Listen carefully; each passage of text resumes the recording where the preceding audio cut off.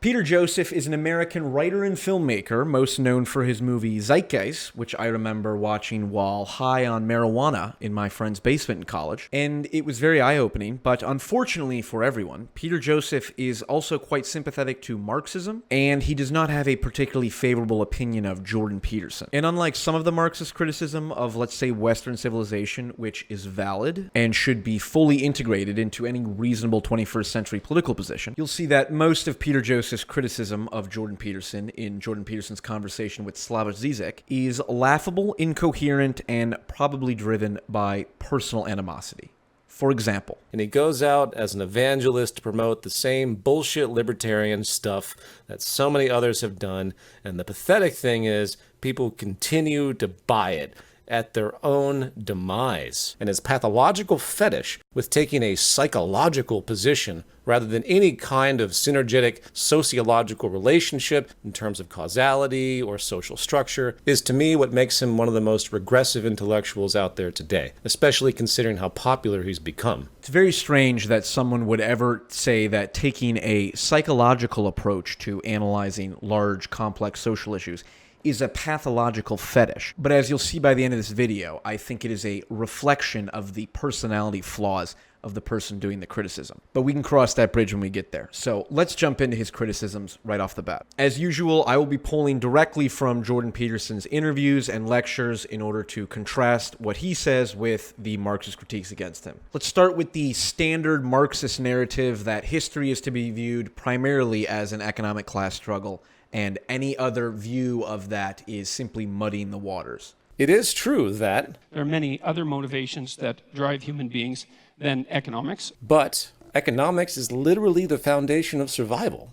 Without viable economic integrity, you die. It is the starting point of human well-being, and to quickly muddy it up with this subjective nuance garbage is just silly. Economics is one of the foundations of human well-being because obviously, yes, you need food, water, and shelter to survive. But the idea that, well, if people simply had their material possessions and had all of their basic needs fulfilled, then most of the problems people face would go away is wrong. If you're watching this video, you're probably not the type of person who is starving or whose material needs are in serious deprivation. And you probably know full well that your well-being and your psychological health is dependent on many other things other than material goods. The quality of your relationships, the sense of meaning you feel, the sense of direction you have. Obviously, all of those things are affected by the material conditions in one's life, but for the most part, they're independent because people of every class struggle with the fundamental issues of suffering, isolation, alienation, death of family and friends, all of that. And what's more, we are currently in a period of history when access to material wealth and basic needs are higher than they've ever been, certainly relative to the past, and yet suicide rates are also rising. So the idea that economics alone is at the base of survival is completely wrong from a psychological point of view, which, again, Peter Joseph thinks is a fetish to view the world that way. The next Marxist critique we'll look at is one of biology itself, or at least the appeal to biology, which we'll see very quickly is quite hypocritical on Peter Joseph's part. And one of the problems with hierarchies is that they tend to arrange themselves into a winner-take-all situation. And here we have the cliché biological determinism of hierarchy, something that has been long criticized by behavioral biologists and anthropologists as an overgeneralization. I'll let Jordan Peterson rebut this point directly. But what I think is No fascinating is reasonable that biologists dispute the fact that most organisms organize themselves into hierarchies, and that the fundamental biological mechanism for the regulation of hierarchy is the serotonin system. That's not disputable. Now, you can find animal organizational structures that vary from that, what would you call it, fundamental pattern. But the existence of variance isn't proof against the existence of a fundamental pattern. So in no way, shape, or form is it a overgeneralization to say that animals arrange themselves into hierarchies, specifically the animals that are most related to us, phylogenetically speaking, in terms of our evolutionary history, which Peter Joseph actually uses as evidence in favor of his own position a few minutes later. Likewise, if he's going to play this bland evolutionary analog game, such he's done before with his silly lobster shit, the two closest primate species to the human being are chimpanzees and bonobos. Both of them have social hierarchy. However, they're very different. Those organized hierarchies show very different types of character because of the environments the two live in. Chimpanzees have a very rigid, male-driven hierarchy. Bonobos have a very loose, low-conflict, female-driven hierarchy. Now, I'm not arguing hierarchy doesn't exist, but it's very malleable.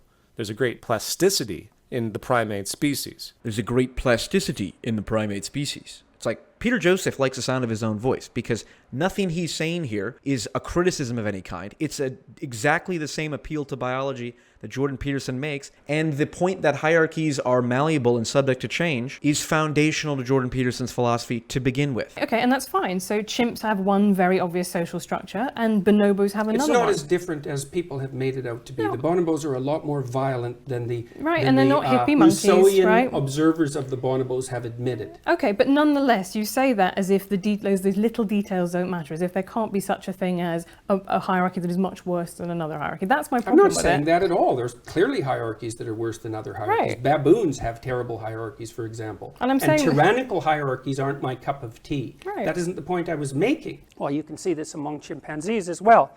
They have dominance hierarchies. Some sort of chimps rise to the top, and you might think, well, that's the caveman chimp who's best at pounding out all the rivals, but it turns out that that's not exactly the case. The power-hungry tyrant sort of chimp can rule for a while, but he tends to have a very unstable kingdom. And the reason for that is he's not very good at mutually grooming, he's not good at socially connecting with other males, and he isn't popular among the females and doesn't attend to the young. And so what happens is, even if he's like the meanest, toughest guy on the block, two subordinate chimps team up, they make friends, they groom each other, and they have each other's backs. And one day he's having an off day because he ate too many fermented bananas the night before, and they just tear him into pieces. And chimps are unbelievably strong and unbelievably brutal.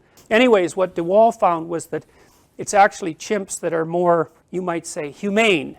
Although chimpane, I don't know what the equivalent is.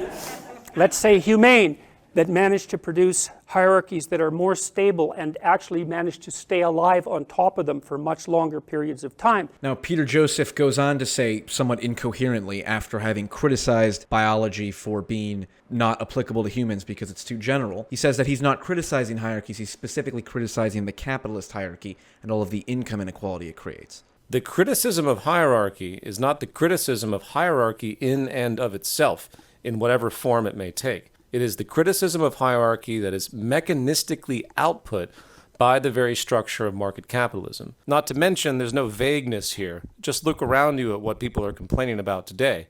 Massive inequality between people with immense amounts of growing capital and then a working class with stagnating wages and all the general cost efficiency oppressive forces that are inherent to the logic of the system. So again, Peter Joseph is trying to make a novel point about how income inequality is bad, which it clearly is, but it's not a criticism of Jordan Peterson when Peterson regularly talks about how income inequality is the number one driver of crime, and particularly male-on-male homicide. The relationship between income inequality and male homicide is like 0.75.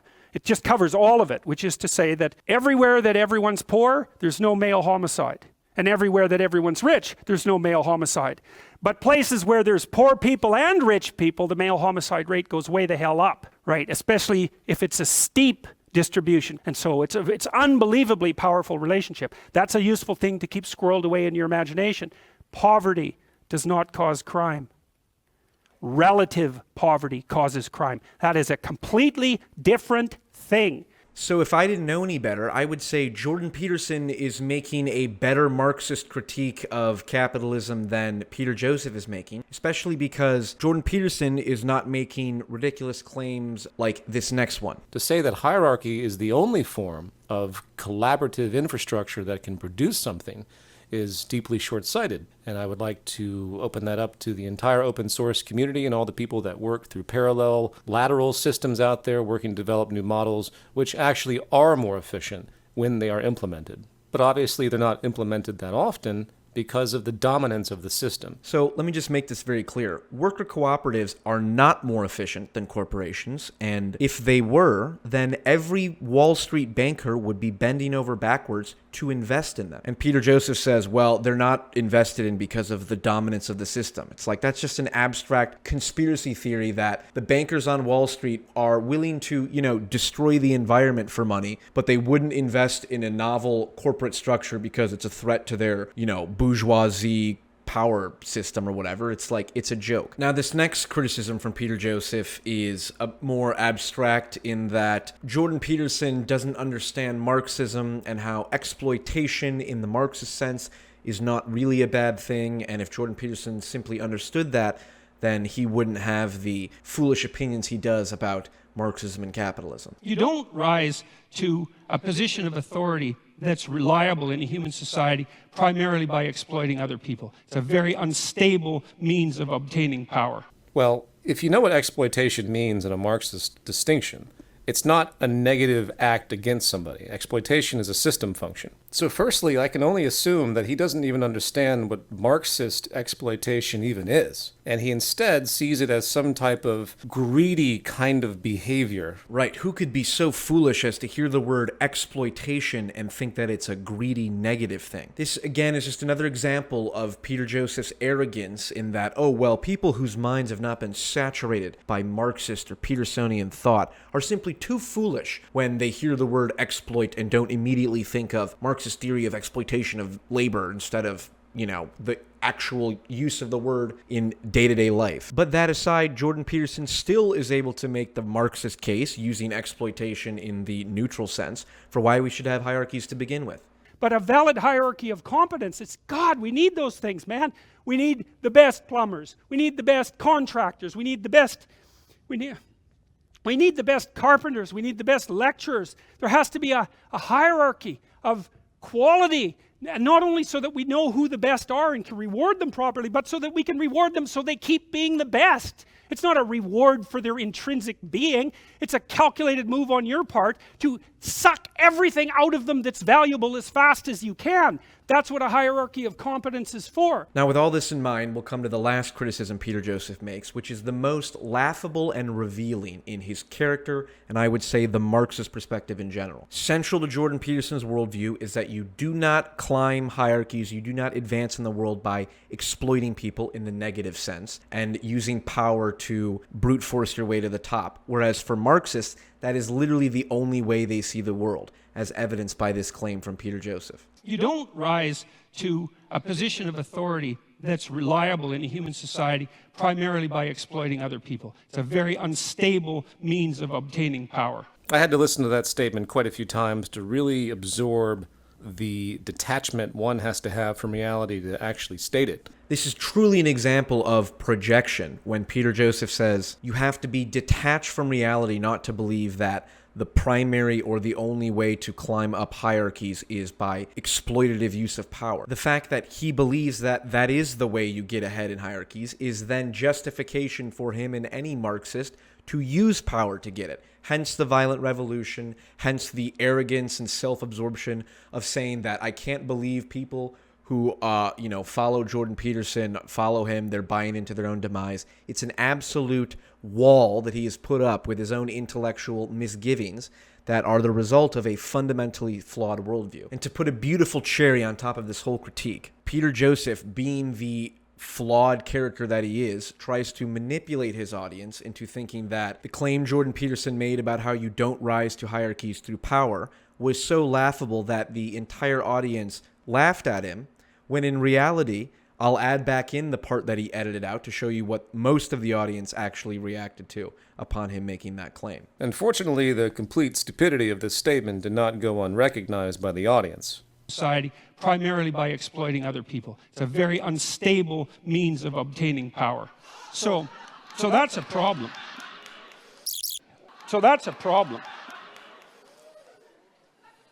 Well, the people that laugh might do it that way.